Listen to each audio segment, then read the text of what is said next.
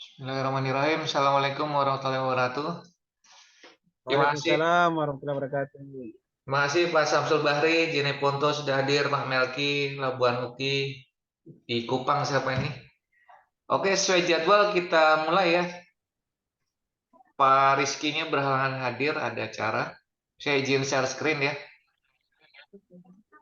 Terima kasih nih yang sudah bergabung ya, tetap semangat. Kita kan niatnya baik, tujuannya baik, tetap semangat walaupun yang hadir sementara baru 3 ini. Oke, saya izin share screen dulu.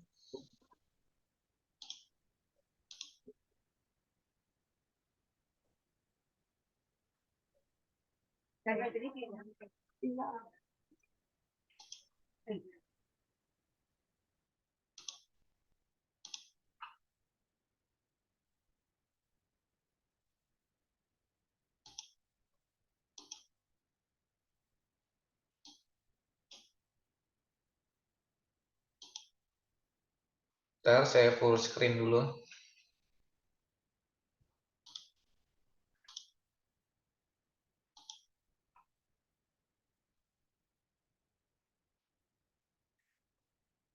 Baik, Bapak-Bapak, Ibu-Ibu ya, Pak Samsulari, Pak Melki, kita mulai sesuai rencana. Kita akan bahas, diskusikan bersama tentang mitigasi risiko pengadaan akhir tahun anggaran, khususnya tahun anggaran 2022. Terkait materi yang pertama tentang pengeluaran negara di akhir tahun ya, barangkali Pak Samsul Bahri, Pak Melki, dan teman Disnaf Kupang saat ini saya nggak tahu, mungkin ada yang jadi PPK atau apa.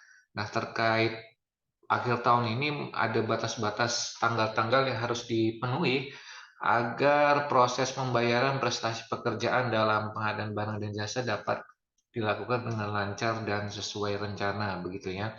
Nah, ini dasar hukumnya peraturan Dirjen Perbendaraan ya nomor 8 2022. Terkait kita sudah di tanggal 2 Desember saat ini. Untuk 2 Desember sebenarnya ini untuk pekerjaan yang kontraktual ya, baik konstruksi, barang, jasa lainnya. Kontraktual artinya ada surat perjanjian, ada kontrak yang ditandatangani oleh penyedia dan pengguna barang jasa. Nah, paling lambat 5 Desember nih, surat perintah membayar langsung, berita acara serah terimanya nih harus sudah diajukan ke KPPN gitu ya. Barangkali juga kantor Bapak Ibu terkait data-data kontrak ya, ADK itu juga harus didaftarkan kalau ada perubahan ataupun adendum tanggal 7 Desember gitu. Itu untuk surat perintah membayar yang memakai uang persediaan tunai gitu ya. Kemudian misalnya juga terkait pekerjaan-pekerjaan konstruksi barang jasa lainnya, jasa konsultasi yang non kontraktual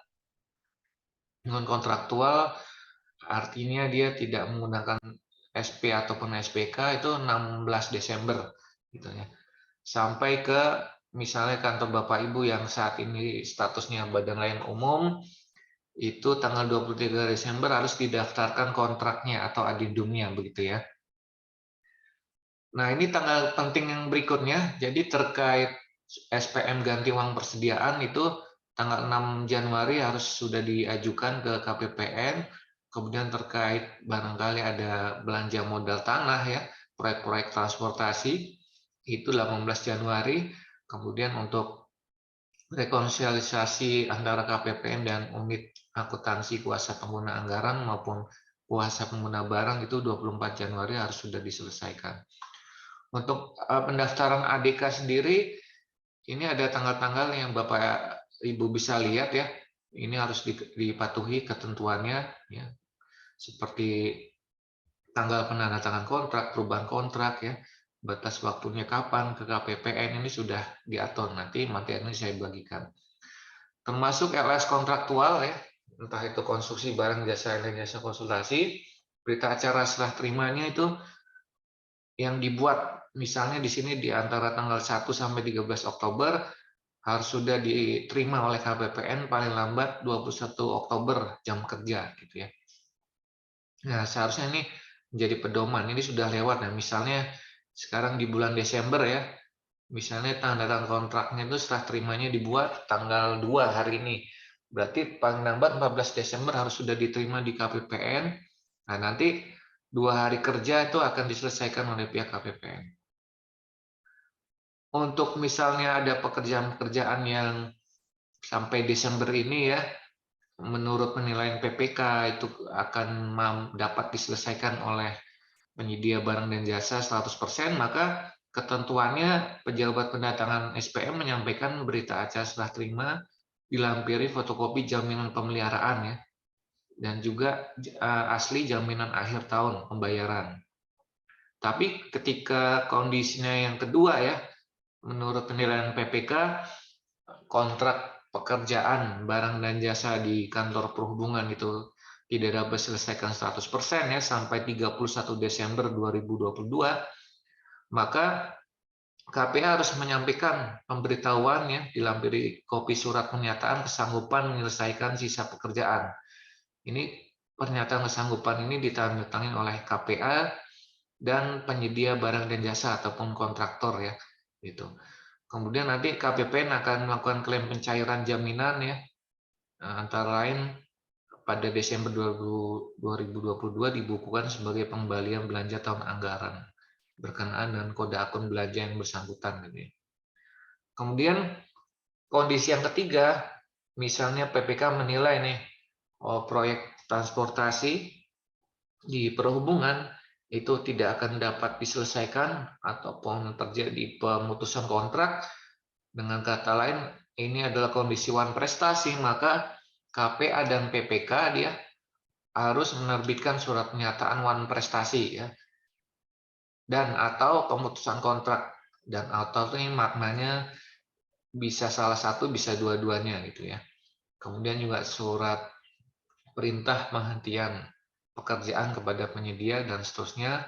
Kemudian nanti surat itu harus ditembuskan ya ke KPPN gitu. Nah, nanti penyedia barang dan jasa yang melakukan wan prestasi artinya suatu tindakan yang tidak memenuhi janji-janji yang telah disepakati di dalam kontrak, maka penyedia barang menyetor pengembalian ke kas negara paling lambat 7 hari gitu ya. Nah, ini gambarannya yang harus diperhatikan gitu ya. Jadi ini paling lambat 23 Desember ya harus SPM LS kontraktualnya dengan berita acara serah terimanya diajukan ke KPPN. Kemudian terkait uang persediaan tunai, ganti uang persediaan, tambah uang persediaan ya, terkait penanganan pandemi COVID, itu TUP tunainya untuk memenuhi kebutuhan sektor dalam 1 bulan saja, kemudian untuk nilai sampai dengan nilai 200 juta ya, kemudian jika ada tunggakan itu juga nilainya sampai dengan 200 juta, ini untuk penanganan COVID. Tapi untuk penanganan selain COVID maksudnya. Tapi kalau untuk penanganan COVID, belanja operasional dan operasionalnya tidak dibatasi nilai pembayarannya ya, untuk SPM yang memakai mekanisme UP tunai maupun GOP maupun TOP. Kemudian terkait KKP, kartu kredit pemerintah, misalnya ada belanja-belanja pemerintah di kantor Disnaf, KUPP, KSOP ya, yang memakai kartu kredit pemerintah, maka harus diajukan KKP-nya paling lambat 7 Desember ya, sudah 5 hari lagi berarti. Nah, kemudian terkait penggunaannya KKP sendiri dibatasi sampai 16 Desember gitu ya. Kemudian terkait barangkali Bapak Ibu di kantor harus bayar uang makan, uang lembur ya. Itu yang pakai mekanisme uang persediaan, tambah uang persediaan, maka ini harus diserahkan ke KPPN paling lambat 7 Desember nih harus sudah masuk. Nah, nanti surat perintah pencarian dananya untuk uang persediaan KPPN akan menerbitkan 9 Desember ya, 2 hari kerja paling lambat. Itu terkait uang makan dan uang lembur gitu ya. Kemudian misalnya terkait gaji, nah, gaji ini SPM LS gaji induk, maka paling lambat diterima 9 Desember ya. 7 hari dari sekarang. Nanti diselesaikan KPPN 28 Desember. Nah, ini untuk gaji, termasuk gaji PPNPN ya, pegawai pemerintah non pegawai negeri, untuk bulan Januari 2023. Terkait honor tunjangan vakasi penghasilan PPNPN bulan Desember itu pakai SPMLS ya, diterima paling lambat 12 Desember oleh KPPN. Terkait pembayaran selain honor tunjangan vakasi yang LS non kontraktual maka harus sudah diterima 16 Desember oleh KPPN. Kemudian untuk surat berharga syariah negara ya, proyek-proyek transportasi di Kemenhub yang pendanaannya, pembiayaannya melalui skema surat berharga syariah negara, maka untuk yang kontrak tahun tunggal itu menggunakan jaminan pembayaran akhir tahun. Kemudian juga kontrak tahun tunggal ini untuk pekerjaan-pekerjaan yang diperkirakan tidak bisa selesai dan akan lanjut tahun anggaran 2023. Itu untuk kontrak tahun tunggal. Untuk kontrak tahun jamak, misalnya pembangunan pelabuhan, ya, terminal, runway, dan lain sebagainya. Untuk kontrak tahun jamak, pengajuan SPMLS kontraktualnya ini dibuat tanggal 20 Desember sampai 31 Desember ya. Nanti ini dilaksanakan mengikuti ketentuan pekerjaan single year contract. Ini tentu pakai jaminan pembayaran yang diterbitkan oleh bank yang memiliki izin ya resmi yang interkoneksi dengan KPPN gitu ya. Kemudian terkait pengembalian ataupun retur maupun pengajuan data kontrak, perubahan data kontrak itu paling lambat 22 Desember gitu ya. Kemudian untuk data kontrak itu masih bisa di luar batas waktu yang telah ditentukan tadi ya. Cuman dia harus diajukan dengan persetujuan Direktur Pelaksanaan Anggaran (DPA). Untuk uang persediaan yang dipegang bendahara pengeluaran ya itu wajib harus disetorkan sisa dananya paling lambat 30 Desember dan nanti harus diselesaikan UP-nya SPM GUP nihilnya 6 Januari 2023. Untuk Satker di Kemenhub yang statusnya BLU, maka surat pernyataan ya pengesahan belanja bisnisnya itu dilakukan secara periodik ya. Oktober sampai November diterima paling lambat 23 Desember. Ini realisasi SP3B BLU-nya. Itu terkait tanggal-tanggal yang harus diperhatikan oleh PPK ya, maupun pengelola keuangan, pengelola anggaran di UPT Satker masing-masing. Kemudian terkait topik yang kedua, kasus-kasus yang sudah coba saya identifikasi, ini cukup menarik, bisa menjadi lesson learn bagi kita ya. Yang pertama misalnya saya dokumentasikan, identifikasi bahwasanya ada suatu kasus ya di sebuah kementerian itu PPK-nya dia menjadi tersangka ya pengadaan alat kesehatan alkes gitu ya. Ketika sidang di pengadilan dia memberikan pernyataan maupun keterangan bahwasanya kesalahan ini terjadi karena PPK-nya kurang didukung ya terkait anggaran untuk kebutuhan tim teknis, perjalanan dinas, jamuan rapat pembahasan dan lain-lain gitu kan. Sehingga dia karena anggarannya tidak disediakan dalam pelaksanaan pengadaannya maupun pelaksanaan kontraknya sehingga PPK tanda kutip ya harus mengambil dari dana-dana yang ilegal dalam pengadaan alkes tersebut ya. Maka pendapat saya adalah permasalahan itu sebenarnya berangkat dari kualitas perencanaan anggaran dan pengadaan yang belum mengakomodir kebutuhan pengadaan ya sampai dengan pelaksanaan kontrak gitu. Nah, ini juga masih banyak terjadi di kantor-kantor tidak hanya Kemenhub bahkan kementerian lembaga pemerintah daerah juga ya. Kelihatannya sepele tapi ini penting juga. Kan tidak mungkin PPK mengadakan pre-cost meeting ya, mutual check 0% dan lain-lain ya, rapat persiapan tanda kontrak ya, perjalanan dinas, survei pabrikan, inspeksi pabrikan, nggak dianggarkan ya repot juga ya. Itu menjadi salah satu kelemahan yang harus diperbaiki ya. Ini khususnya di perhubungan jangan terjadi. Ini nih case study-nya di Kemenkes. Kemudian kasus kedua ada juga yang menarik ketika di sini saya identifikasi bahwasannya sanggahan peserta pemilihan kepada Pokmil dalam proses pemilihan itu ternyata memuat rancangan kontrak yang diunggah oleh PPK pada SPS itu berbeda dengan rancangan kontrak yang disertakan dalam dokumen pemilihan yang diupload oleh Pokmil gitu ya. Nah, ini Bapak Ibu harus concern juga nih, harus dicek and recheck ya. Jangan sampai terjadi juga kasus seperti ini ya. Bagi Bapak Ibu yang PPK dicek lagi ya. Jangan sampai rancangan kontrak yang diserahkan ke Pokmil di UKPBJ ya ternyata berbeda klausulnya dengan yang PPK upload di SPSE. Ini juga menjadi problem ya di suatu instansi. Sebenarnya root of the problemnya maka di sini ditemukan adanya ketidakjelasan ya dan ketidaksinkron antara rancangan kontrak yang diunggah PPK dengan yang diunggah Pokmil gitu. Itu kasus kedua juga ya bisa kita jadikan pelajaran. Kemudian untuk kasus yang ketiga ini juga terkait PPK-nya ya diaudit oleh inspektorat. Kemudian PPK-nya ini dikenakan sanksi administrasi gitu ya. Karena dianggap lalai mengendalikan kontrak dalam pelaksanaan kontrak ya. Namun PPK berdalih ini paketnya sangat banyak yang ditangani ya, tidak semua dapat diawasi oleh PPK.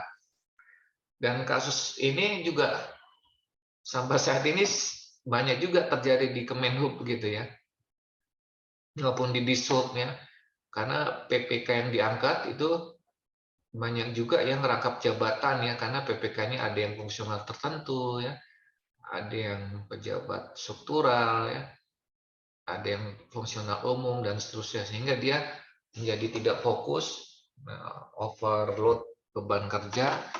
Ini juga mengakibatkan kelalaian gitu yang menjadi temuan oleh auditor. Maka permasalahan ini yang menjadi pelajaran seharusnya PPK ya yang diangkat tidak dibebani pekerjaan yang terlalu berat, itu pertama. Yang kedua, seharusnya KPA juga bisa mengangkat tim teknis ya, atau PPK mengeluarkan SK PPK, mengangkat tim pendukung agar kinerja dia dalam menjalankan tupoksinya sebagai PPK dapat berjalan efektif dan efisien gitu ya. Gitu. Jadi jika ada PPK di kantor Bapak Ibu ya tolong disarankan ya, jika dia sudah terlihat kelebihan beban ya tolong dibantu tambah SDM, tambah tim teknis, tim pendukung dan lain sebagainya gitu ya.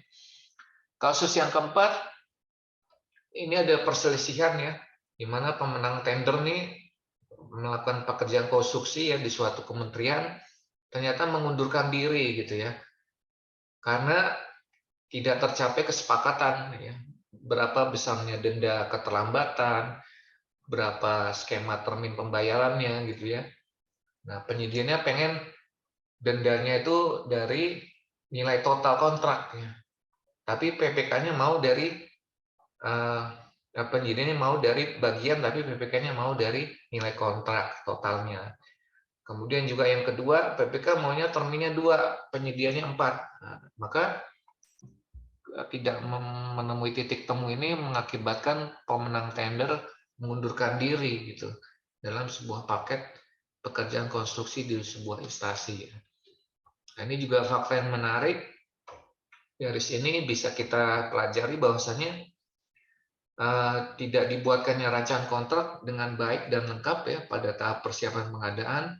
Ini dapat menimbulkan konflik pada tahap finalisasi kontrak gitu. Makanya pentingnya PPK fokus ya, punya teamwork yang handal yang membantunya sehingga dalam membuat rancangan kontrak betul-betul direncanakan dengan baik, detail ya, dan rinci begitu. Kemudian kasus yang kelima ini juga cukup menarik, yang mana terjadi gugatan penyedia ya atas memutus kontrak yang telah dilakukan PPK ya. ini pada suatu satker di kementerian ya. Jadi PPK-nya memutus kontrak sepihak karena PPK menilai penyedianya ini tidak dapat memenuhi target capaian pekerjaan di kontrak ya. Dan PPK-nya melihat juga ada indikasi penyediaan ini mengalihkan pekerjaan utama gitu. Kemudian juga penyediaannya tidak komunikatif ya. Nah, maka ini menjadi konflik juga nih. Di satu sisi penyediaannya salah, di sisi yang lain PPK-nya ternyata juga memutus kontrak ada prosedur-prosedur yang tidak dipenuhi ya. Misalnya yang pertama PPK-nya tidak memberikan surat peringatan terlebih dahulu ya. Surat peringatan 1, 2, 3 ya. Harusnya kan PPK melakukan itu gitu ya. Misalnya setelah melakukan penilaian, kemudian melakukan memberikan surat peringatan 1, rapat evaluasi, surat peringatan 1 ya, langkah-langkah perbaikan, kemudian pelaksanaan rekomendasi di rapat surat peringatan 1, jika belum dipenuhi oleh penyedia maka kasih surat peringatan 2 gitu ya. Nah, itu tidak dilakukan PPK ya, sehingga menjadi sengketa juga ya, menjadi konflik hukum di pengadilan gitu. Maka ini pentingnya PPK ini melakukan tindakan yang sesuai yang diatur dalam kontrak gitu. Sehingga tidak ada menjadi celah gugatan dari pihak penyedia gitu. Kemudian dari 5 kasus yang tadi sudah saya coba sampaikan ya, ada 15 poin penting yang dapat kita pelajari dari kasus tadi ya. Yang pertama, pekerjaan tuh banyak juga yang dimulai tanpa kontrak gitu. Nah, ini juga berbahaya ya. Khususnya pekerjaan yang kompleksnya besar, risiko tinggi, maka seharusnya jangan dilakukan karena berbahaya pekerjaan yang dimulai tanpa kontrak gitu ya. Karena seringkali pasti ada hal-hal yang miss ya, yang tidak tercatat, tidak dibukukan karena ada perubahan spek ya, perubahan volume di lapangan sehingga hal-hal itu lupa dicatat sehingga lupa akhirnya dituangkan dalam kontrak. Maka seharusnya pekerjaan itu ya dimulai ketika kontraknya sudah ditandatangani oleh para pihak. Kedua juga dari kasus-kasus tadi ternyata pungutan ini masih juga dijumpai ya, pungutan oleh Pokmil ya, oleh pejabat pengadaan, alasannya untuk biaya administrasi, penjilitan, fotokopi. Nah, ini kelihatannya ringan tapi juga bisa menjadi problem ya, gitu. Bisa menjadi tindak pidana juga ya, masuknya ke mungkin kategori suap maupun pemerasan ya, bisa masuk ke tipikor. Jadi hati-hati juga nih. Sebaiknya ya tidak dilakukan lah. Kalau bisa ya anggaran-anggaran penjilitan itu seharusnya direncanakan dalam persiapan pengadaan. Yang ketiga, ketidakjelasan yang menandatangani kontrak gitu kan. Apakah PPK ya, apakah PPTK kalau di daerah ya, apakah pejabat penandatangan kontrak dalam hal ini KPA yang merangkap PPK, ini harus jelas siapa yang tanda tangan kontrak dengan dasar hukum surat keputusan pengangkatan ya.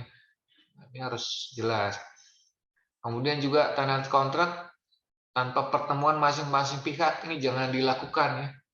Jadi kalau sebelum tanda tangan kontrak harus dilakukan yang namanya rapat persiapan penandatanganan kontrak ya. Sebelum itu juga tentunya harus dilakukan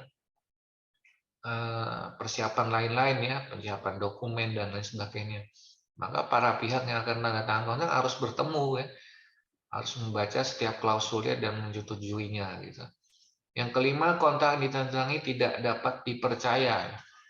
Ini maksudnya adalah ya karena misalnya tadi rancangan kontrak yang diupload PPK berbeda ya dengan yang diupload Pokmil ya, sehingga kontraknya tidak reliable atau kontrak-kontraknya ternyata hasil kopas ya, hasil kopas tidak sesuai dengan yang dilakukan di lapangan dalam jaminan uang muka pelaksanaan pemeliharaan berbeda besarannya.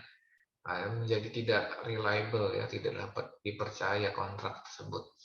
Kemudian juga tidak lakukan klarifikasi jaminan oleh Pokmil ya maupun PPK.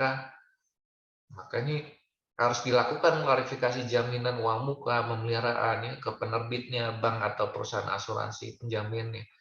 Wajib dilakukan klarifikasi ya, apakah asli atau tidak.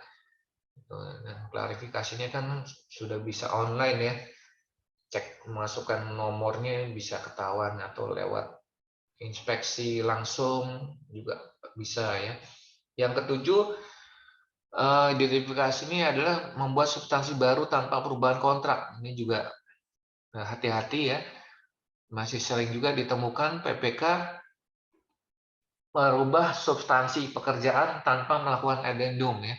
Entah itu karena faktor sengaja maupun tidak sengaja atau lupa ya. Nah, tapi dua-dua kasus itu ditemukan gitu kan. Maka ini harus menjadi perhatian bersama kalau ada hal yang terkait substansi baru ya. Substansi baru ya tentu ini terkait perubahan volume, spesifikasi, perubahan gambar teknis ya, perubahan ruang lingkup pekerjaan, maka itu harus dituangkan dalam addendum kontrak ya. Dan ada hal yang terlewat. Yang kedelapan, pengalihan pekerjaan. Nah, ini juga masih sering dilakukan khususnya oleh penyedia-penyedia kontraktor pemenang tender yang nakal ya. Pekerjaan main work-nya dialihkan ya, disubkonkan, itu kan nggak boleh. Ataupun yang bukan pekerjaan utama disubkonkan, subkonnya tidak qualified ya, tidak memiliki peralatan tenaga ahli pekerja SDM yang cukup secara kualitas dan kuantitas, maka itu bisa menjadi problem juga. Kemudian lemahnya pengendalian kontrak oleh PPK nih. Nah, tadi kasus yang itu sudah saya sebutkan ya. Salah satu kasus yang masuk masuk pengadilan karena PPK-nya kurang awareness-nya dalam mengendalikan kontrak ya, kurang kapabilitasnya dalam mengendalikan kontrak. Kemudian yang ke-10, tidak dilakukan pemeriksaan hal yang disampaikan dalam penawaran pada saat kontrak. Jadi apa-apa yang ditawarkan oleh penyedia dalam surat penawarannya harus diperiksa ulang ya oleh PPK pada saat kontrak personil, alat, metodenya ya. Karena seringkali berbeda tuh ya personil yang ditawarkan di surat dengan di lapangan begitu. Termasuk alatnya ya. Kemudian juga tidak jarang juga ditemukan konsultan menggunakan tenaga ahli fiktif gitu ya. Sertifikasi keahlian keterampilan yang dilampirkan ternyata tidak dipekerjakan ya di lapangan ya, hanya sebatas memenuhi syarat untuk pemilihan saja. Kemudian juga tenaga ahli yang dipergunakan dalam kontrak tidak pernah diperiksa ya. Ini harus diperiksa nih tenaga ahlinya. Periksa keaslian sertifikatnya ya, periksa keahlian status pegawainya, periksa dokumen pembayaran gajinya ya, apakah benar demikian oleh kantor akuntan publik karena terkait remunerasi ya, pembayaran prestasi pekerjaan. Yang ke-13, pihak yang diberikan kewenangan tidak menjalankan fungsi pengendalian kontrak. Ini tadi PPK ya, terkait nomor 9.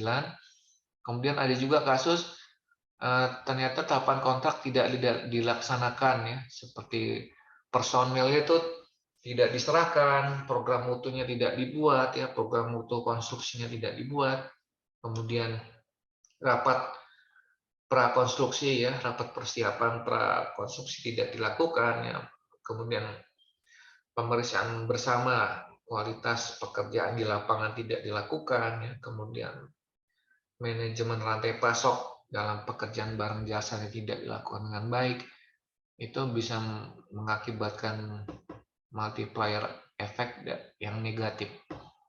Kemudian juga terkait pemalsuan dokumen, pemalsuan laporan data, kemudian juga pemalsuan progres pekerjaan ya, itu juga cukup banyak juga ditemukan masih di lapangan gitu. Maka hal ini harus menjadi perhatian ya oleh para pengelola pengadaan barang dan jasa begitu. khususnya di akhir tahun ini ya, dan sampai ini terjadi gitu di perhubungan. Kemudian yang selanjutnya terkait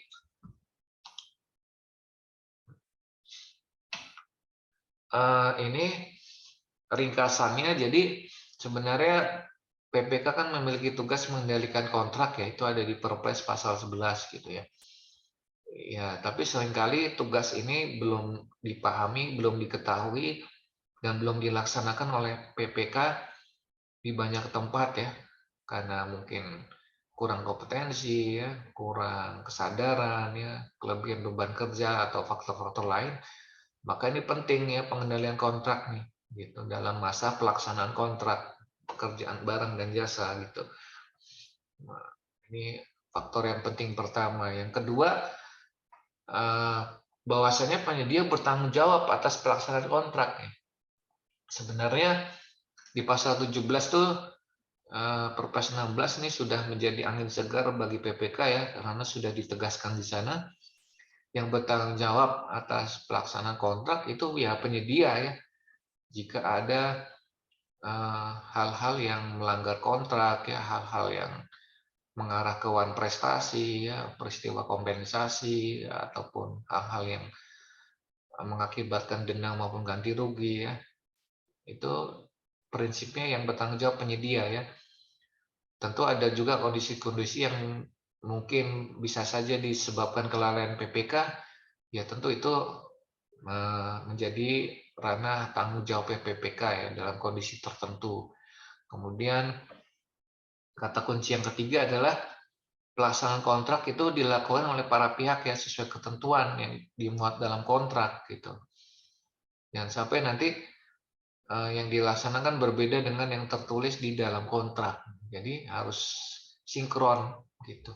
Kemudian kasus yang keenam ini juga saya coba jelaskan di sini ya dalam kesempatan ini juga menarik terkait mitigasi risiko pengadaan di akhir tahun.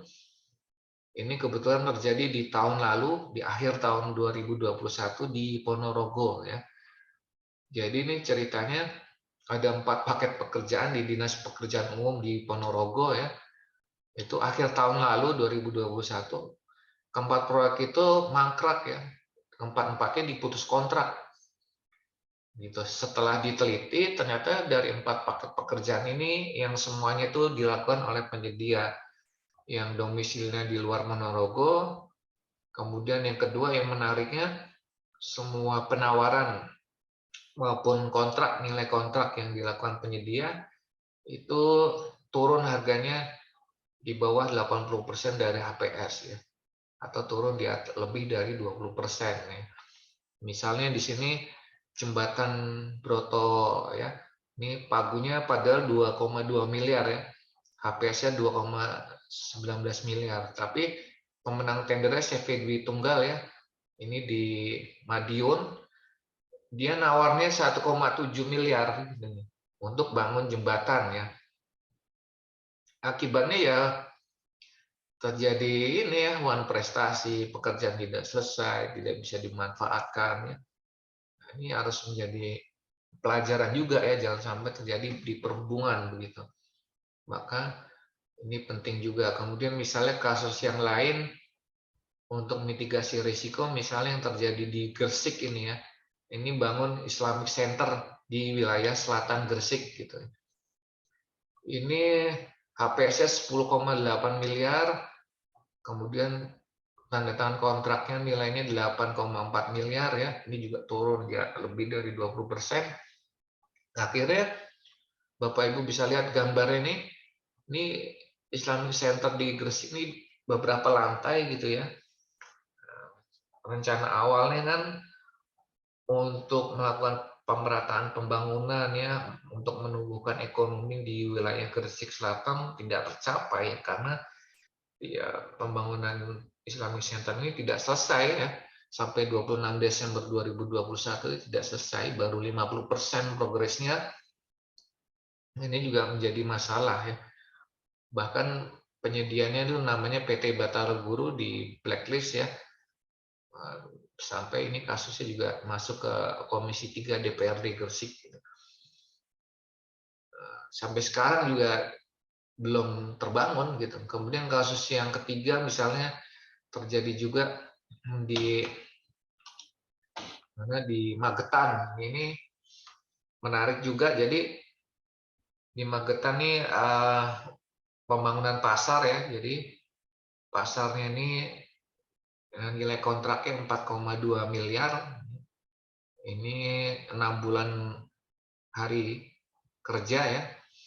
Nah, cuman ternyata disubkonkan oleh kontraktor utamanya untuk renovasi pasar di Magetan ini.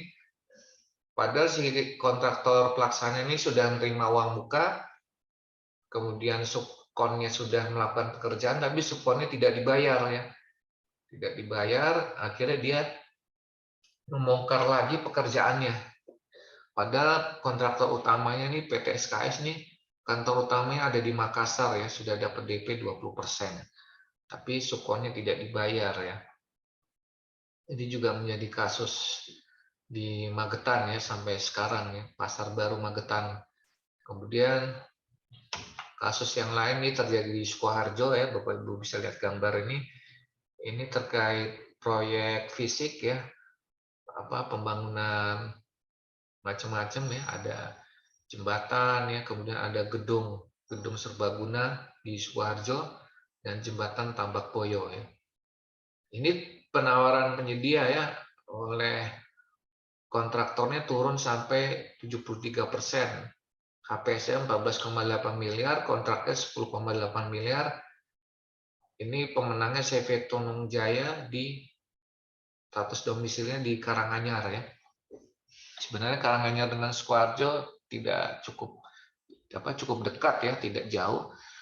Cuman ini akhirnya mangkrak juga ya.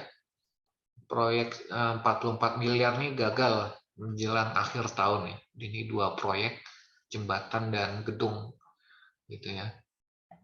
Nah, ternyata seharusnya dengan nilai 44 miliar ya, seharusnya ini sebaiknya direncanakannya paket pekerjaan tahun jamak nih ya. Tapi ini memaksakan untuk tahun tunggal ya akibatnya yang terjadi seperti ini ya. Direncanakan 6 bulan selesai tapi tidak selesai gitu. Nah, dari evaluasi ternyata nggak selesainya karena kualitas pekerjanya dan terjadi kesalahan manusia ya gitu. Nah, contoh yang lain misalnya di Mojokerto ini rehab saluran air dan trotoar nih Bapak Ibu bisa lihat ini juga keramiknya belum dipasang ya. Ini padahal HPS-nya 6,2 miliar ya, kontraknya 5,4, turun sekitar 11%. Jadi ini menarik juga sampai akhir tahun anggaran tahun lalu itu pihak Mojokerto ya sudah memberikan kesempatan 50 hari kalender ya, melewati tahun anggaran, progresnya masih tetap 67%, tidak selesai juga gitu ya. Akhirnya tidak bisa dimanfaatkan nih saluran air dan trotoar. Akibatnya ya uang pajak ya masyarakat ya tidak bisa dirasakan manfaatnya ya, saluran air yang mampet, banjir dan lain sebagainya. Ini pentingnya pengendalian kontrak gitu ya. Nah, dari kasus-kasus tadi sebenarnya ada hal yang menarik gitu ya terkait mitigasi risiko gitu kan. Yang pertama kita perlu tahu perbedaan masalah dan risiko gitu ya. Kemudian yang kedua dalam penyusunan HPS ya itu penting juga PPK menyusunnya secara keahlian ya. Maksudnya ya secara keahlian, secara rinci, secara detail berdasarkan data fakta survei pasar yang sahih ya. Jangan sampai nanti HPS-nya deviasinya terlalu tinggi dengan pagu. Nah, ini juga akan mengakibatkan terjadinya istilahnya penyediaannya banting-bantingan harga gitu ya, dengan tujuan memenangkan tender maupun seleksi. Nah, ini penting juga. Nah, mitigasi sebenarnya kalau menurut Undang-Undang Penanggulangan Bencana ya, itu upaya mengurangi dampak resiko ya, baik fisik non fisik ya, dan meningkatkan kemampuan menghadapi ancamannya. Tapi kalau ini saya kutip dari standar internasional ya tentang manajemen risiko ya, risk management. Risiko sebenarnya keadaan yang uncertain, tidak pasti dan memiliki negatif impact gitu ya terhadap tujuan yang ingin dicapai. Jadi sebenarnya risiko ini suatu kemungkinan ya, sedangkan masalah itu suatu yang telah terjadi gitu. Kalau risiko belum terjadi, mitigasi risiko ya kita coba memprediksi, mengantisipasi kemungkinan-kemungkinan buruk negatif yang akan muncul dari suatu proyek pengadaan barang dan jasa. Mitigasi risiko ini seharusnya dilakukan mulai dari tahap perencanaan, persiapan, pelaksanaan ya, sampai setelah terima pekerjaan ya. Mitigasi risiko tidak hanya dilakukan ketika pelaksanaan pekerjaan maupun pelaksanaan kontrak gitu. Misalnya kalau Bapak Ibu lihat di sini di tahap perencanaan ya, mitigasi risiko bisa dimulai ketika misalnya dalam pemaketan ya, membuat pemaketan yang berkualitas, artinya pemaketan yang tidak memecah untuk menghindari tender, tapi juga tidak menyatukan ya, sehingga UMKM tidak bisa ikut. Kemudian paketnya yang dibuat berapa paket, nilai berapa, itu salah satu bentuk mitigasi risiko dalam perencanaan gitu kan. Termasuk identifikasi kebutuhan gitu. Misalnya tadi kasus yang saluran air ya, kebutuhannya ini berapa sih panjangnya ya, kemudian bahan saluran airnya apa gitu. Jangan sampai buat kebutuhannya yang tidak realistis gitu, sehingga nanti ketika dikerjakan juga akhirnya menjadi kesulitan bagi penyedia gitu. Termasuk juga anggarannya ya, anggarannya juga harus disediakan. Tadi misalnya ada PPK yang anggaran pendukungnya tidak didukung, itu juga bagian dari mitigasi risiko di tahap perencanaan gitu. Kalau di tahap persiapan mitigasi risiko misalnya ya ini nih pekerjaan barang dan jasa ini mau dilakukan swakelola atau lewat penyedia, itu juga bagian dari mitigasi risiko ya. Dikaji juga, dianalisis ya, kalau lewat swakelola positif negatifnya ini, kalau lewat penyedia plus minusnya ini gitu ya. Nah, termasuk misalnya tadi membuat rancangan kontrak ya, yang secara rinci, detail ya, sesuai keahliannya, tidak kopas, itu juga bagian dari mitigasi risiko di tahap persiapan. Atau misalnya di tahap pelaksanaan ya, bagaimana misalnya PPK tadi melakukan pengendalian kontrak dengan baik ya, dengan fokus, dengan efektif, efisien gitu. Ini mitigasi risiko dalam proses bisnis pengadaan, jadi secara holistik komprehensif gitu, agar risikonya bisa serendah mungkin kita tekan. Misalnya nih terkait risiko dalam penawaran harga ya, ini misalnya contoh harga satuan pekerjaan galian gitu ya, ada tenaga kerjanya, ada bahannya, ada peralatannya gitu ya. Nah, analisis harga satuan ini harus menggunakan biaya satuan yang legal, yang sah, yang sahih gitu ya, dengan mengacu pada referensi yang legal yang ada gitu. Kemudian juga terkait keuntungan misalnya ya, keuntungan yang wajar dalam konstruksi ya, menurut per LKPP 12 itu maksimal 15%. Gitu.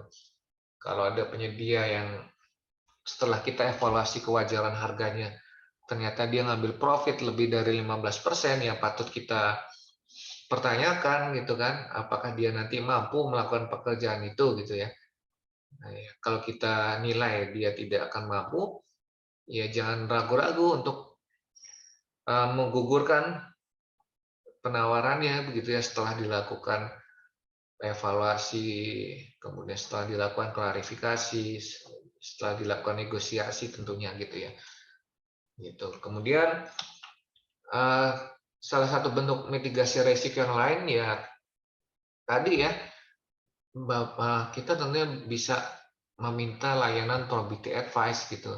Probity advice adalah layanan pemberian nasihat-nasihat teknis non teknis ya terkait pekerjaan pengadaan barang jasa di mana dilakukan oleh penasihat atau advisor ya, ketika pekerjaan itu belum dimulai ya, selama pekerjaan artinya pra pekerjaan, selama dan pasca pekerjaan gitu kan. Jangan sampai seperti pemadam kebakaran ya, yang hanya panik ketika apinya itu sudah berkobar sangat ganas gitu. Baru kita panik dan bingung ya, repot cari ke sana kemari solusinya. Tentu itu tidak efektif dan efisien juga. Nah, makanya HKPP sebenarnya menyediakan layanan probity advice ini masih cukup jarang juga dimanfaatkan. Kemudian mitigasi risiko yang lain misalnya dalam menyusun rancangan kontrak ya, PPK ini harus paham sebenarnya ada yang namanya anatomi kontrak. Kontrak itu ada anatominya ya, di bagian pendahuluan, isi, penutup, kemudian terkait isinya juga itu ada yang namanya syarat-syarat umum, syarat-syarat khusus kontrak ya. Nah, ini hal-hal yang harus dituangkan secara rinci ya, secara teknis dengan baik oleh PPK gitu, terkait misalnya dalam syarat-syarat umum ya, terkait jaminan, asuransi, kemudian klausul yang lain yang mendukung, kemudian syarat khususnya terkait uang muka, jaminan, denda, ini harus dituangkan dengan baik, ditulis, diketik, dituangkan dalam klausul yang baik dalam sebuah kontrak, rancangan kontrak oleh PPK gitu ya. Dan untuk membuat rancangan kontrak dari suatu paket pekerjaan yang baik itu tidak mudah, butuh banyak waktu, butuh banyak energi, biaya, ya, butuh waktu luang, fokus, konsentrasi. Maka ini sering menjadi miss ketika PPK-nya mempunyai cabang-cabang pemikiran, ya, cabang pekerjaan. Gitu.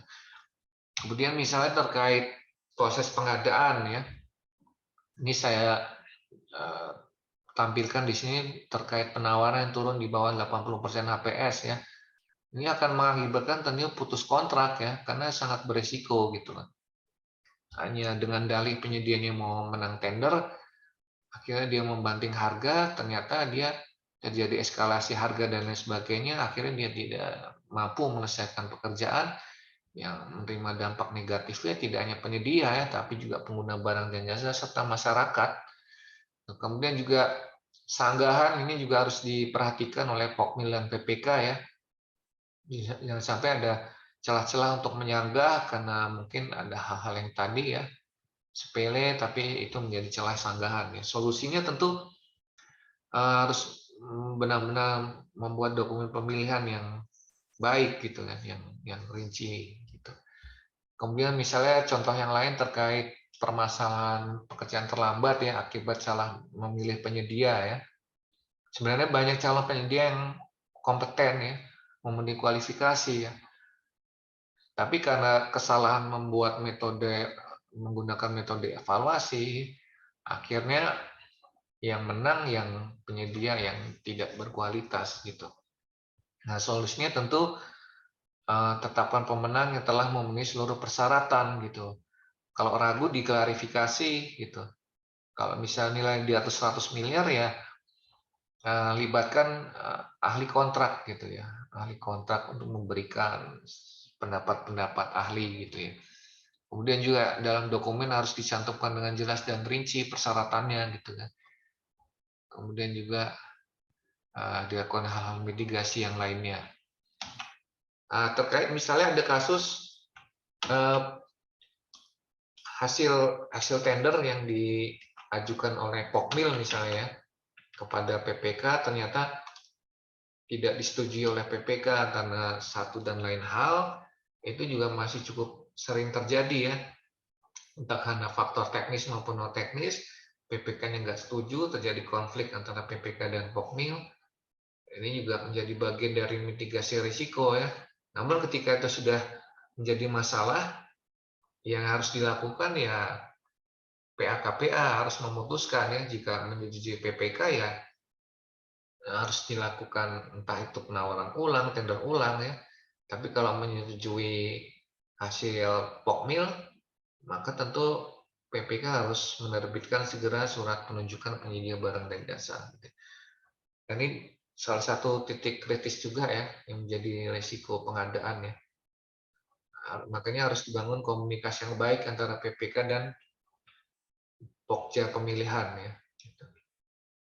Kemudian dalam pelaksanaan kontrak misalnya permasalahannya adalah kontraknya tidak lengkap, tidak sempurna ya, ataupun sering terjadi perubahan adendumnya terlalu banyak ya, sehingga memunculkan pertanyaan, memunculkan kecurigaan, bahkan memunculkan sengketa ya, karena terjadi inkonsistensi ya. Nah, ini tentu muncul dari perencanaan pembuatan rancangan kontrak yang tidak baik oleh PPK gitu ya.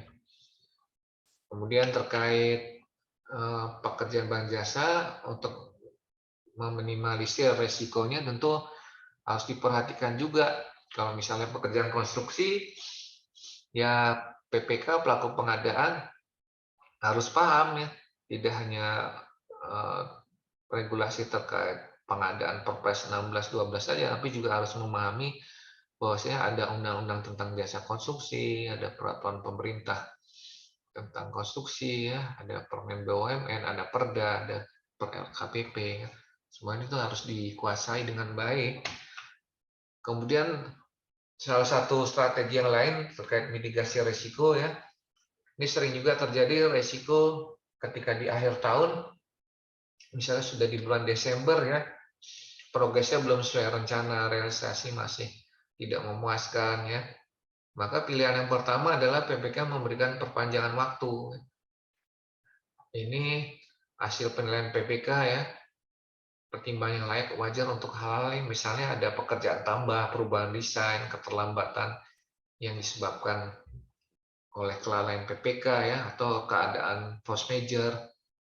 Nah, 5 kondisi ini maka penyedia bisa diberikan opsi perpanjangan waktu. Nah, yang dimaksud perpanjangan waktu di sini perpanjangan waktu penambahan masa pelaksanaan pekerjaan yang dituangkan dalam adendum kontrak dan penyediaannya tidak dikenakan denda, sanksi berupa denda gitu. Ini berbeda ya, opsi yang pertama kasih perpanjangan waktu ya. Cuman kondisinya harus dipenuhi ya. Keadaannya mungkin force majeure ya, keterlambatan kelalaian PPK, ada pekerjaan tambah, perubahan desain yang tidak diprediksi sebelumnya ya. Cuman kalau di luar kondisi ini maka ya opsinya jangan perpanjangan waktu, tapi yang diberikan adalah ini pemberian kesempatan ya, pekerjaan ya. Pemberian kesempatan ini dapat melampaui tahun anggaran ya. Kalau di Permenkyu sampai 50 hari kalender, kalau di per LKPP sampai 90 hari gitu ya. Kemudian juga ketika opsi yang kedua diberikan kesempatan perpanjangan, maka dia wajib diberikan sanksi denda keterlambatan ya 1/1000 per hari. Bisa jadi nilai total kontrak ataupun nilai bagian kontrak. Nanti dendanya harus masuk ke kas negara gitu ya. Nah, hal-hal yang tadi tentunya harus dituangkan dalam perubahan kontrak ataupun namanya adendum gitu ya. Misalnya terjadi perubahan volume ya, jenis kegiatannya berubah ini artinya tambah atau kurang ya.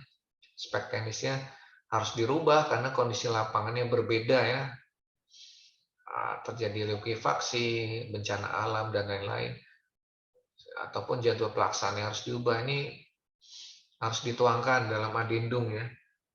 Dan tidak boleh lebih 10% dari nilai kontrak awal. Kemudian terkait pelaksanaan kontrak yang harus diingat, yang namanya kontrak itu dimulai dari pemenang tendernya diumumkan ya, didapatkan oleh Pokpil, kemudian SPPBJ dikeluarkan sampai ke pemberian kesempatan ya. Gitu. Itu batas pelaksanaan kontrak gitu. Nah, ini yang harus dikendalikan oleh PPK nih, poin 1 sampai 20 ya. Jadi banyak sebenarnya ini pekerjaannya berat gitu ya. Apalagi sekarang PJPHP, BPHP tidak ada ya. Nah, ini beban PPK menjadi bertambah. Ini tadi sudah kita jelaskan pengendalian kontrak ya, dari kasus-kasus juga terjadi ya, perubahan kontrak, pembayaran prestasi pekerjaan tadi di awal sudah kita jelaskan ya. terkait tanggal-tanggal penting pembayaran prestasi pekerjaan, PPK harus ketahui. Kemudian terkait pelaksanaan kontrak, pemberian kesempatan, ini tadi sudah saya jelaskan. Ya, ini harus dituangkan ya dalam kontrak. Nah, ketika dia ternyata sudah diberi kesempatan 50 hari lewat tahun anggaran 2023, belum selesai juga, PPK melakukan penilaian kedua gitu ya. Apakah dikasih kesempatan lagi atau tidak gitu ya. Kalau dikasih kesempatan lagi maka dituangkan dalam addendum kontrak ya. Dikenakan sanksi denda keterlambatan. Jangan lupa jaminan pelaksanaannya diperpanjang. Tapi kalau dinilai dia dikasih kesempatan kedua tidak akan selesai juga ya, yang harus dilakukan ya melakukan pemutusan kontrak ya, dan pengenaan sanksi administratif berupa blacklist ya dan lain sebagainya, ganti rugi dan lain sebagainya gitu. Nah, ketika ini terjadi putus kontrak maka bisa ditunjuk pemenang cadangannya ya oleh Prokmil. Ketika pemenang cadangan tidak bersedia atau tidak mampu, bisa ditunjuk penyedia lain yang terdekat, yang pernah melakukan pengalaman pekerjaan sejenis, ya, yang qualified, gitu ya. Kemudian mitigasi resiko yang lain ya, berita acara nih jangan lupa dibuat serah terima ya, dan jangan dipalsukan gitu, ini bahaya. Jangan dipaksakan untuk memang ketika belum selesai jangan dipaksakan untuk dibayar 100%. Jangan dipalsukan berita acara serah terimanya gitu kan. Ini jangan dilakukan dengan beberapa kasus di beberapa tempat nih menjadi problem gitu ya. Mitigasi bulan Desember. Kemudian ya PPK harusnya mengetahui ya tadi masa pengendalian kontrak dari SPPBJ sampai serah terima pekerjaan gitu ya terkait perpanjangan pemberian kesempatan ya gitu. Nah ini misalnya contoh surat pernyataan kesanggupan ya, kesanggupan ini contohnya pengadaan mobil impor ya, kami sanggup menyelesaikan surat-surat kendaraan mobil ya. Misalnya di bulan Desember pengadaan mobil dia alasannya mobil impornya surat-suratnya masih belum selesai ya, atau ada spare partnya belum datang ya dari luar negeri, maka penyediaannya harus kita minta nih surat pernyataan kesanggupan.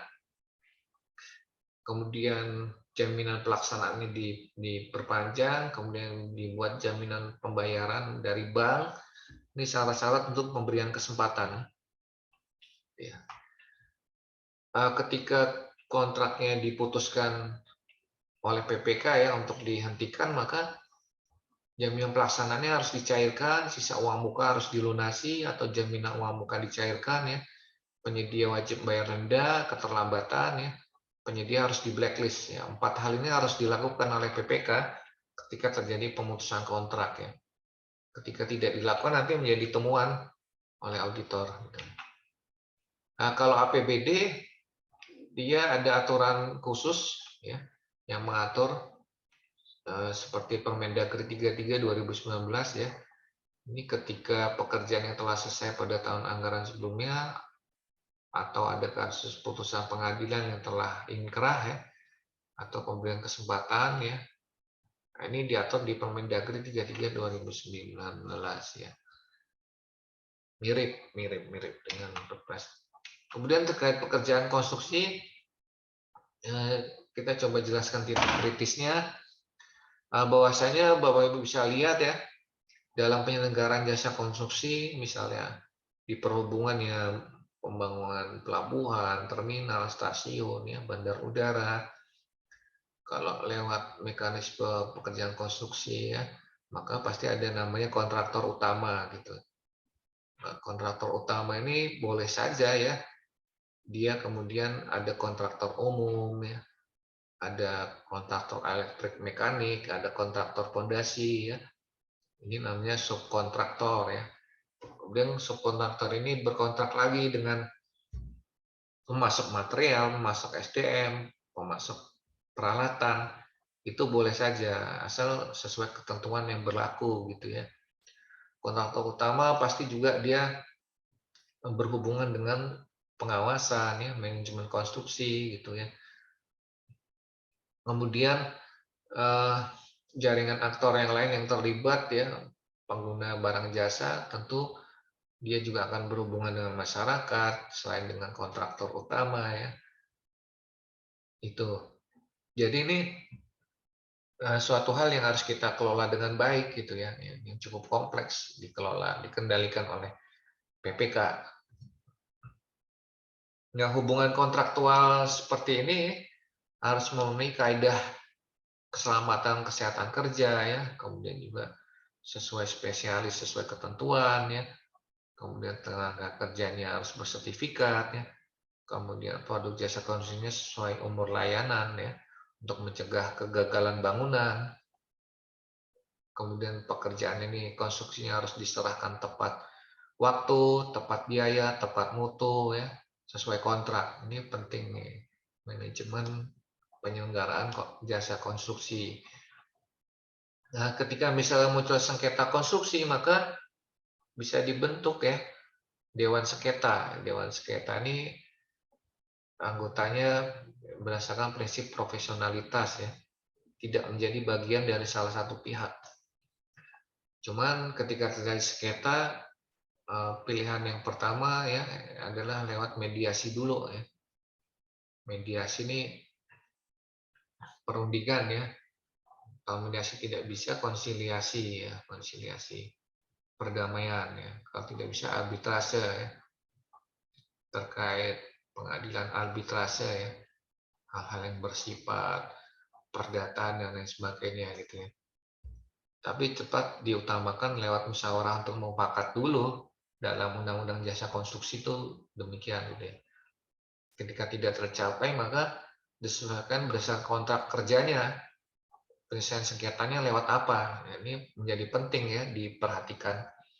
Dalam kontrak ini harus direncanakan dengan baik penyelesaian sengketanya pakai format apa gitu ya. Ketika misalnya tercantum upaya penyelesaian, tercantum ya, maka ya, bisa dibentuk dewan sengketa atau tidak ya para pihak bersengketa membuat persetujuan tertulis mengenai tata cara penyelesaian sengketa yang dipilih. Gitu.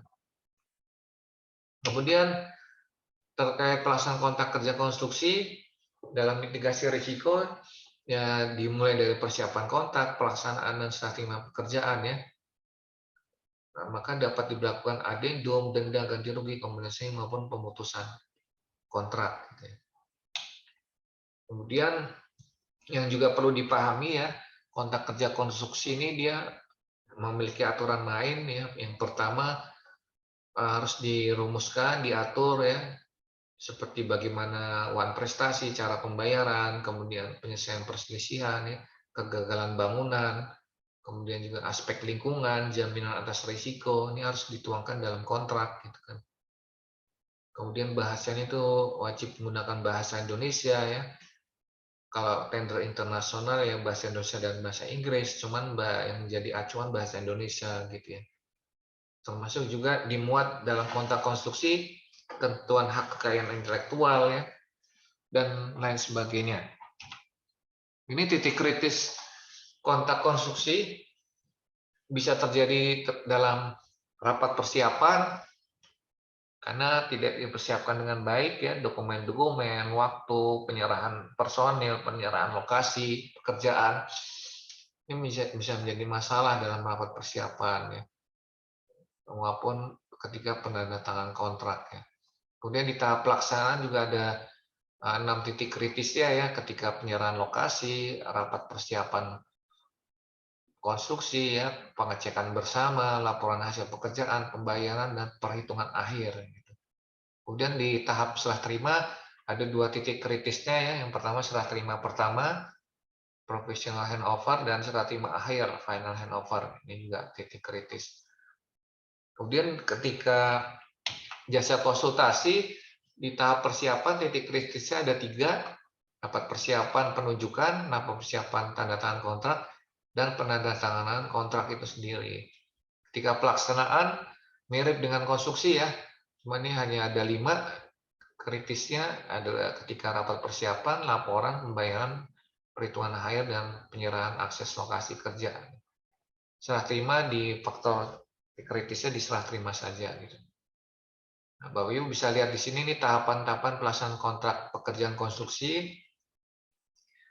Ini misalnya di poin 1 nih dimulai dari SPPBJ ya, kemudian tanda tangan kontrak, rapat persiapan, tanda tangan kontrak, penyerahan lokasi, kemudian SPMK, tanggal mulai kerja, kemudian rapat persiapan konstruksi ya, kemudian pembayaran uang muka, mobilisasi peralatan, material ya, kemudian pengukuran pemeriksaan bersama ya, MC0, kemudian juga prestasi pekerjaan, serah terima pertama, serah terima akhir, dan pengakhiran kontrak. Nah, jadi kurang lebih ada 14 tahap dalam pekerjaan konstruksi ini yang harus diantisipasi, dilakukan mitigasi resikonya gitu. Kemudian ketika jasa konsultasi, dia tahapannya lebih singkat ya, hanya ada 12, dimulai dari SPPBJ sampai pengakhiran kontrak gitu ya. Ya, perbedaannya dia tidak ada PCM dan MC0 gitu ya untuk jasa konsultasi. Jadi ini hal-hal ini harus diketahui oleh PPK ya. Ini ada kapan misalnya penyerahan lokasi kerja dan surat perintah mulai kerja poin 4 dan 5. Ini ketika masa persiapan pelaksanaan kontrak ya, 14 hari kerja nih. Kemudian tanggal mulai kerja sampai ke pre-construction meeting ini 7 hari kerja ya. Maksudnya perencanaan waktu ini juga harus diperhitungkan dengan baik ya oleh PPK sehingga tidak menjadi masalah. Kesimpulannya ya, kontrak kerja konstruksi harus mematuhi ketentuan tadi ya, ada undang-undang jasa konstruksi. Kemudian juga pelaku kontrak harus mewaspadai titik kritis. Dewan sengketa bisa menjadi alternatif penyelesaian sengketa maupun permasalahan. Itu terima kasih Bapak Ibu. Sudah 2:30 sesuai jadwal ya. Jika ada pertanyaan, dipersilakan. Terima kasih. Ya kan kalau ada pertanyaan terkait materi topik ya, mitigasi risiko di akhir tahun anggaran.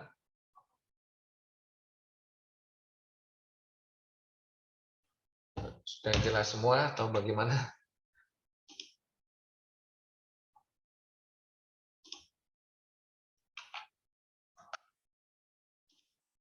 Kalau siapa? Pak Edi masih jadi apa di sana? Pokja. Halo Pak Edi. Di kolom chat ada pertanyaan.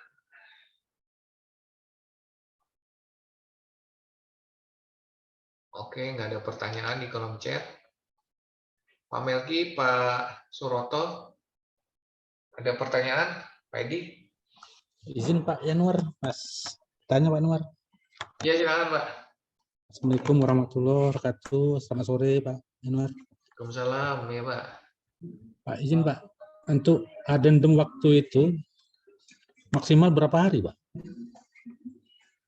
Waktu pelaksanaan pekerjaan. Ya adendumnya Pak. Maksudnya apa nih? Adendum waktu Pelaksanaannya.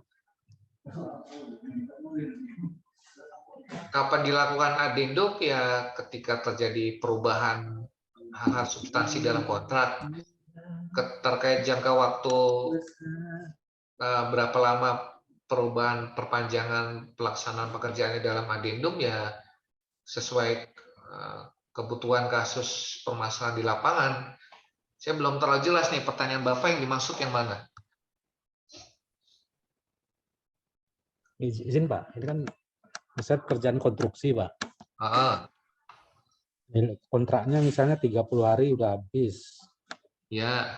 Fisik pekerjaan belum 100%. Ya. Kemudian di adendum waktu, perpanjangan waktu. Itu maksimal berapa hari Oh, diperbolehkan? nah, kalau Bapak menjelaskannya gini jadi jelas nih. Kalau kasusnya demikian, misalnya hari ini Jumat 2 Desember ya, waktu pelaksanaan konstruksinya habis, kemudian mau dilakukan adendum, tidak ada ketentuan berapa lama. Ya, tentunya berdasarkan hasil penilaian PPK ya, dan juga tentunya masukan dari konsultan pengawas. Ya, pertama, antara rencana dengan realisasi pekerjaan konstruksinya, sekarang progresnya sudah berapa persen ya, realisasi kurang berapa persen, kendalanya apa gitu ya, kendalanya di level apa, di tahap apa, di substansi apa ya, itu juga menjadi pertimbangan berapa lama pemberian perpanjangan waktunya begitu, dan berapa lama persentase kekurangan pekerjaannya akan mempengaruhi berapa lama pemberian perpanjangan waktu. Jadi begitu Pak, jadi dinamis. Kalau misalnya hanya kurang 5% gitu ya, 5%-nya di bagian pekerjaan, misalnya desain eksterior gitu ya, tentu berdasarkan pertimbangan kondisi di lapangan dan lain-lain, perhitungan normalnya kalau 5% desain eksterior ya itu normally bisa dikasih perpanjang waktu misalnya 10 hari sampai 15 hari selesai itu. Tapi kalau kurang misalnya 5% di bagian struktur ya, ada kesalahan pelaksanaan tidak sesuai gambar detail, kan repot juga, nggak cukup 10 hari kasih pelaksanaan perpanjangan gitu. Gitu Pak, jelas Pak? Oke Pak, jelas Pak. Terima kasih Pak. Iya, jadi tergantung permasalahan juga, misalnya pembangunan pelabuhan gitu ya, ada perubahan desain, ada perubahan spek, perubahan volume ya, ada misalnya kondisi force major ya, gempa bumi yang menimbulkan kerusakan bangunan, struktur bangunan apa pelabuhan ya. Berdasarkan kajian ya tentunya perpanjangan waktunya harus berdasarkan kajian berapa lamanya gitu kan. Disesuaikan dengan tingkat kerusakannya, realisasinya ya dan lain sebagainya gitu Pak. Oke, terima kasih. Pertanyaan lain? Izin Pak Januar, Iya Pak, jangan Pak. terakhir Pak. Ya Pak, yang menarik tadi kan ada tadi kasus pengadaan alkes ya, karena PPK-nya sampai komplain bahwa tidak mendapat biaya seperti rapat, kemudian tidak dibantu tim teknis. Mungkin yang menjadi permasalahan juga biasanya Pak gini Pak, kadang misalnya sudah dianggarkan pengelola kegiatan, biasanya kan diambil dari situ ya untuk biaya-biaya untuk konstruksi. Tapi tadi kan pengadaan alkes, kami belum pernah melihat anggaran berupa pengelola kegiatan Pak. Untuk penganggaran seperti itu, yang bingung juga apakah ada standar begitu Pak? Apakah tim teknis tadi ini bisa kita berikan honor atau seperti apa? Atau misalnya tim yang membantu PPK atau seperti apa Pak? Karena untuk dasar pemberian honor itu atau untuk membuat permintaan misalnya untuk biaya untuk kegiatan tadi, mungkin kalau ada dasar itu bisa ditunjukkan kami supaya bisa merencanakan seperti itu Pak. Mohon arahan, terima kasih. Ya, makasih Pak Der. Jadi misalnya PPK butuh tim pendukung ya, bagian administrasi atau sekretaris, atau misalnya butuh tim teknis, misalnya pembangunan pelabuhan, dermaga ya kan, misalnya butuh tim teknis ahli struktur ya, ahli struktur apa misalnya muda dia pertama, pendidikannya apa, diploma atau S1 atau S2 kualifikasinya. Itu ada standar yang dikeluarkan Pak oleh misalnya Inkindo, Intakindo, Asosiasi Perkumpulan Konsultan itu ada standar remunerasinya. Untuk pendidikan jenjangnya apa, pengalaman berapa tahun, kemudian keahliannya apa, itu ada, bisa diacu Pak untuk perencanaan anggaran ya. Iya, siap. Oh, berarti itu bisa digunakan Pak Yanuar izin yang dari Bisa, bisa. Inkindo. Misalnya dari Inkindo, Intakindo, Kalindo, apa itu. Misalnya butuh tim pendukung untuk merapikan, menyusun, mengetik administrasi pengadaan, butuh sekretaris 2 orang ya, pendidikannya Iya, siap. D3 sekretaris, administrasi bisnis, D3 pengalaman lebih dari 5 tahun ya, itu remunerasinya per bulannya per orang D3 itu sampai 5 jutaan gitu kan. Nah, itu bisa dianggarkan maksudnya di tahap perencanaan pengadaan ya. Iya, betul Pak. Oh, Iya. iya. Itu kalau yang Inkindo kan jelas Pak. Kalau yang kayak administrasi itu ada juga di situ Pak ya. Ada semua ada. Ada ya, ya siap. Ya mungkin Makasih tadi Pak Yanuar. yang di Kemenkes dia nggak dia direncanakan ya, nggak dianggarkan. Kasihan juga Enggak, maksudnya kan kalau kalau konstruksi tadi kan mungkin itu ya bisa kita pakai. Kalau yang kayak pengadaan-pengadaan juga kita bingung, misalnya kayak Alkes, berarti nanti tim teknisnya dari apa gitu ya? Mungkin dari apakah dari tenaga medis atau seperti apa begitu, Pak ya? Iya, disesuaikan sifat pekerjaannya. Kalau Alkes ya, Alkesnya misalnya apa yang radiologi tentunya butuh tim Iya, teknis radiologi. radiolog Ah, gitu. ahli apa namanya radiasi atau seperti apa kan? Cuma kalau Inkindo kan kelihatannya tim ahli bukan hanya struktur itu ya atau seperti apa kalau Eh, ada yang asosiasi kesehatan kan ada juga mengeluarkan tuh standar ada remunerasi. itu Ya, tenaga ahli kesehatan ada. Nanti di browsing aja namanya asosiasi apa itu ya. biasanya. Tapi kalau konsultan secara manajemen kan, ya kalau tenaga radiasi kayaknya nggak ada. Karena begini, kadang juga gini, ada pelaksanaan konstruksi, sudah ada anggaran itu, cuma biasa PP ini mau digunakan untuk apa gitu. Rapat sudah, karena itu juga ada ketakutan misalnya membayar tim teknis dari PU, ini kan mereka sudah terima apa ya, misalnya sudah gaji mereka karena pegawai negeri. Nah, itu yang seperti itu seperti apa ya gitu. Pak Yanuar, apa kita bayar dia sebagai narasumber atau seperti apa kalau misalnya kita libatkan? Ya misalnya dari PU ya, tim teknis, ya kan bisa bisa boleh PNS jadi ini kan.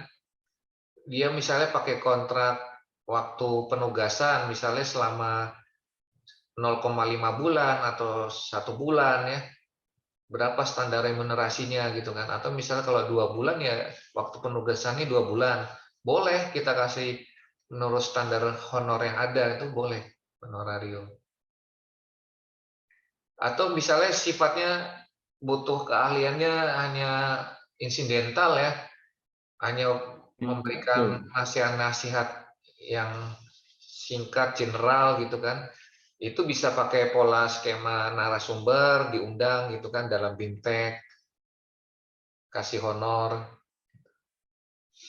Seperti kemarin kan saya pernah diundang jadi narasumber ya di Balai Perawatan Kereta Api ya, memberikan evaluasi singkat sih ya proyek swaklola mereka.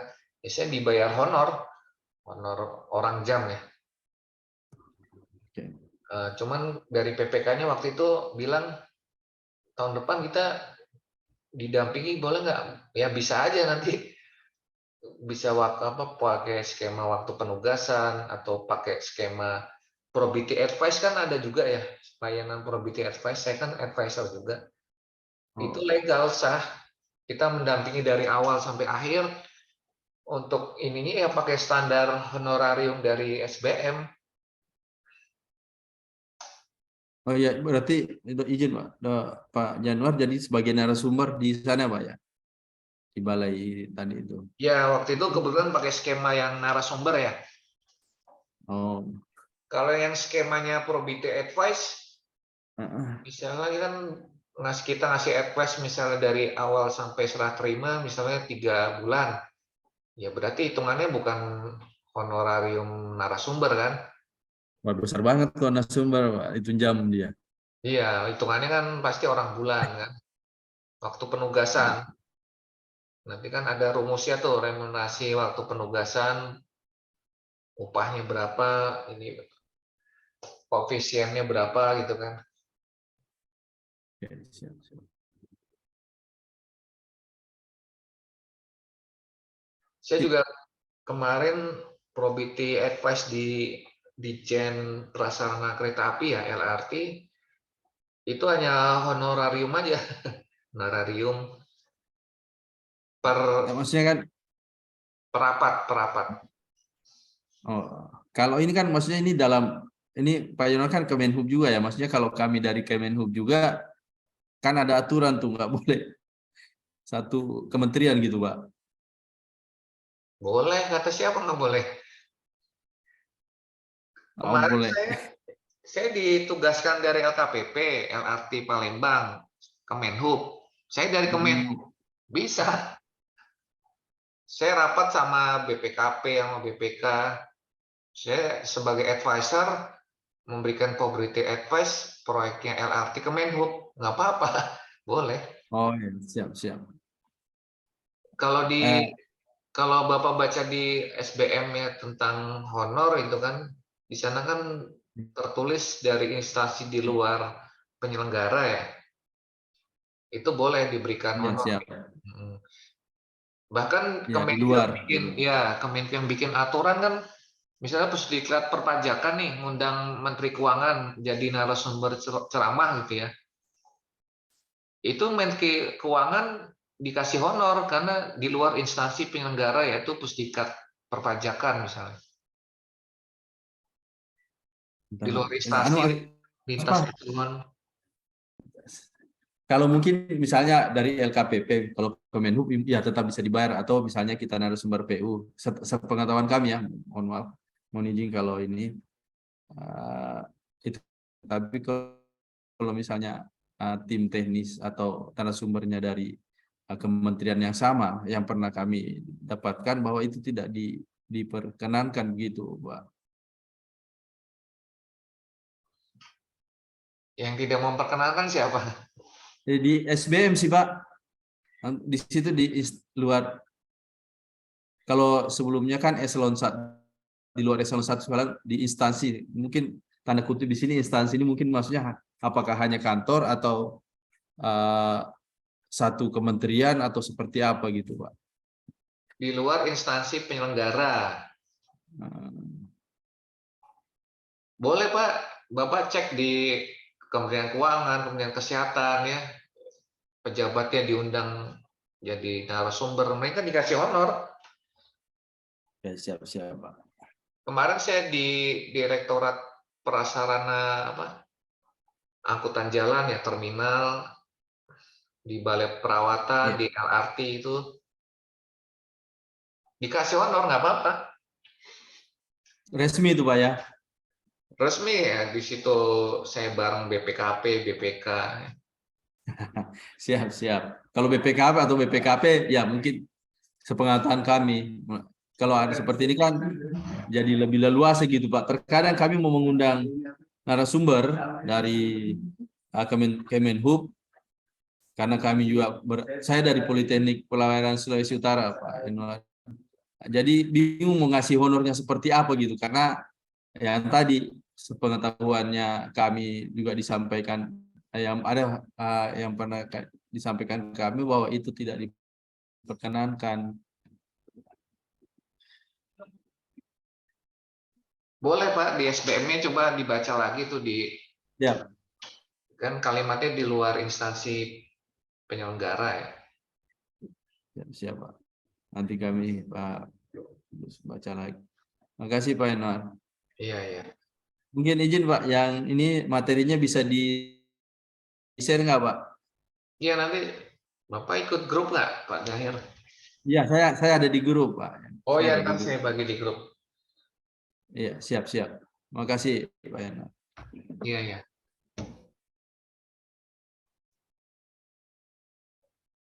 Bahkan teman-teman saya kan banyak juga advisor ya, advisor pengadaan yang memang dia dinasnya di Pemda, yang misalnya advisor ada Pak di Batang ya, Kabupaten Batang, dia Pak siapa tuh? dia diminta bantuan ya, memberikan probity advice oleh inspektoratnya. Dikasih honor, Pak. Siap. Sama-sama dari Pemda Batang gitu. Karena itu kan di luar instansi penyelenggara, di luar tupoksinya ya. Gitu. Kecuali di kantornya sendiri ya. Misalnya Pak Dohir nih, narasumber jadi tim teknis, tim pendukung di kantor sendiri ya, di Poltekkol Minsel ya, Sulawesi Utara. Ya itu memang nggak boleh dikasih honor, baik honorarium maupun honor tim ya. Karena itu udah tupoksinya dan di dalam instansi penyelenggara gitu. Ada lagi pertanyaan? Masih ada waktu sedikit ya. Kalau nggak ada cukup ya, Bapak Ibu, sudah mau asar 14.56 nih. Terima kasih banyak Pak Edi, Pak Melki, Pak Suroto, Pak Herianto, Pak Dohir. Insya Allah ketemu lagi di sesi yang lain, topik yang lain. Terima kasih. Sehat selalu. Wassalamualaikum. Terima kasih, Pak. Ya, Waalaikumsalam. Terima kasih Pak. Assalamualaikum warahmatullahi wabarakatuh ya. Silakan kalau mau izin lift ya. Saya Izin juga lift, mau- Pak. Terima kasih Pak. Iya, saya mau izin sholat asar nih.